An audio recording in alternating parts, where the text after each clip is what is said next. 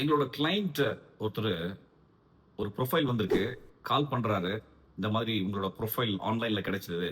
இந்த மாதிரியான ஒரு ஜாப்க்கு உங்க ப்ரொஃபைல் ஷூட் ஆகுது. ஆர் யூ இன்ட்ரஸ்டட் அப்படின்னு கேட்குறாங்க.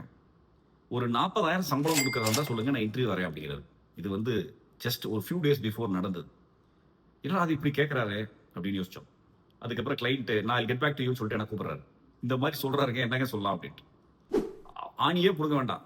நீ வரவே வேண்டாம்னு சொல்லிடுங்க அப்படின்ட்டு. ஏன்னா அவனுக்கு என்ன மாதிரியான ப்ரொஃபைல், என்ன கம்பெனி, எங்கிருந்து கூப்பிடுறாங்க அதெல்லாம் எதுவுமே கேட்கல அந்த எம்ப்ளாயி கேண்டிடேட்.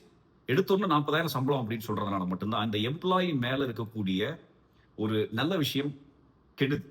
ஒரு தப்பான அபிப்பிராயம் வருது. ஒரு சில பேர் இந்த மாதிரி இருக்கிறதுனால என்ன ஆகுதுன்னா, எம்ப்ளாயிஸ் எல்லாருமே தப்பு அப்படிங்கிற இடம் வருது.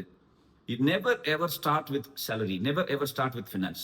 Start with the performance. What is my role அப்படிங்கிற இடத்த கேட்டுட்டு, இன்ஃபேக்ட் ஸ்கில் இருந்ததுன்னா 40,000 இல்ல 50,000 60,000 கொடுக்கலாம். ஆனா என்ன ப்ரொஃபைல் என்ன இருக்கு, நான் எப்படி பிளேஸ் ஆக போறேங்கிறதே தெரியாம இருக்கிறதுனால மட்டும்தான் the entire employee community name is getting spoiled.